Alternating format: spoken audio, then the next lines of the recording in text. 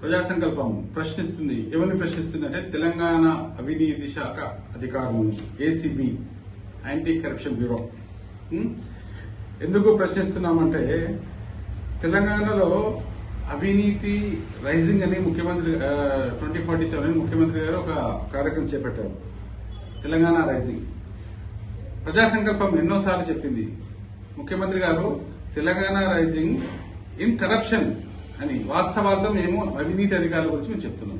అయితే ప్రస్తుతం ఈ వీడియో ఎందుకు తీసినంటే ఏసీబీ అధికారులు, తెలంగాణ ఏసీబీ అధికారులు ట్విట్టర్ హ్యాండిల్లో సోషల్ మీడియా వేదికగా ఏం చేస్తున్నారంటే ఇప్పుడు కొత్తగా మనకు యాంటీ కరప్షన్ వీక్ ఇంటర్నేషనల్ దాని మీద ఒక చాలా పబ్లిసిటీ చేస్తున్నారు. Stand united against corruption for transparency and integrity, together we can build a world where honesty prevails and community thrive.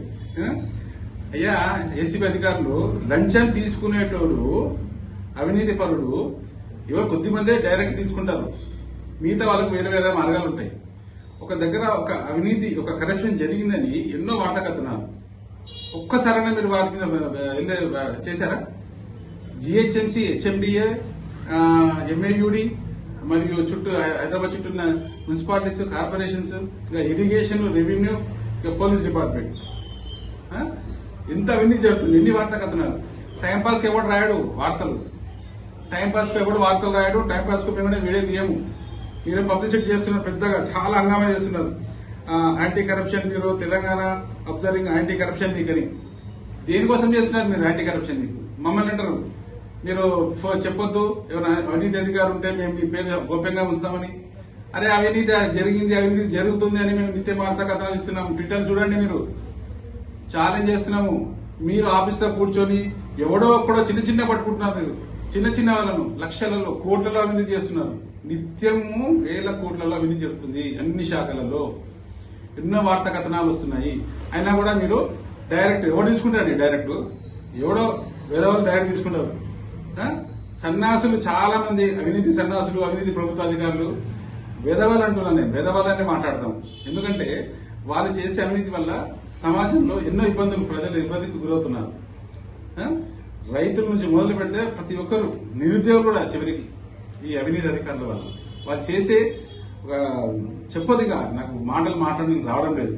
మీరు గొప్పగా చెప్తున్నారు అవినీతి అధికారులు. డైరెక్ట్ ఎవరు తీసుకోవడండి లంచాలు, వివిధ మార్గాల్లో తీసుకుంటారు. ఒక అవినీతి జరిగిందంటే దాని మీద ఎంక్వైరీ చేయండి. మీరు తప్పైతే మా మీద కేసు పెట్టండి. ఎన్ని ఉన్నాయి చూడండి, ఎన్ని వేలల్లో ఉన్నాయి. చీఫ్ మినిస్టర్ ఆఫీస్ లో ఉన్నాయి, ఎంఏడీలో ఉన్నాయి, ఇరిగేషన్ డిపార్ట్మెంట్, కలెక్టర్ల దగ్గర చూడండి ఎన్ని ఉన్నాయి, ప్రజావాళ్ళు ఎన్ని ఉన్నాయి చూడండి, హైడ్రా దగ్గర ఉన్నాయి చూడండి. ఏం చేస్తున్నారు మీరు? అంటే డైరెక్ట్ తీసుకుంటే అంటే ఎవరు తీసుకుంటారు? ఎవడో అక్కడొకటి ఇక్కడొకటి పనికి వాళ్ళు తీసుకుంటారు. తెలివైన వాళ్ళు, అవినీతి పనులు వాళ్ళు ఇంటెలిజెంట్ గా తీసుకుంటున్నారు. అవినీతి జరిగిందంటేనే అక్కడ అవినీతి ఉంది అన్నట్లే. ఎస్, మీరు స్పందించాలా. మా అవినీతి చేసిన వార్తా కథనాలకు స్పందించి వాటి మీద ఎంక్వైరీ చేయండి. అప్పుడు ఒప్పుకుంటాం మీ యొక్క నిజాయితీని. ఎస్, ఫస్ట్ మీరు నిజాయితీగా పనిచేయండి. అవినీతి అధికారులను మేము ప్రశ్నిస్తున్నాము. మీరు నిజాయితీగా పనిచేయండి. వార్తా కథనాల మీద ఎంక్వైరీ చేయండి నిత్యం. ఎందుకంటే మేము జీతాలు తీసుకుంటున్నారు, మాకు జీతాల్లో ఏం లేవు. చాలా కష్టంతో పనిచేస్తున్నాం మేము. అంటే మేము రాజ్యాంగాన్ని గౌరవిస్తాం, చట్టాలను గౌరవిస్తాం, న్యాయస్థానాన్ని గౌరవిస్తాం. కాబట్టి ఒకటి గుర్తుపెట్టుకోండి, ఒక అవినీతి అధికారి మీద వచ్చిందంటే వాటి మీద మీరు ఎంక్వైరీ చేయండి. తీయండి, మొత్తం ఫైల్ తీయండి. మొత్తం ఛాలెంజ్ చేస్తున్నాం. ఫైల్ తీసి చూడండి ఎవడో ఎట్లా ఇంత అభివృద్ధి తెలుస్తుంది. ఎస్, బాపట్ల కృష్ణ, ప్రజా సంకల్పం.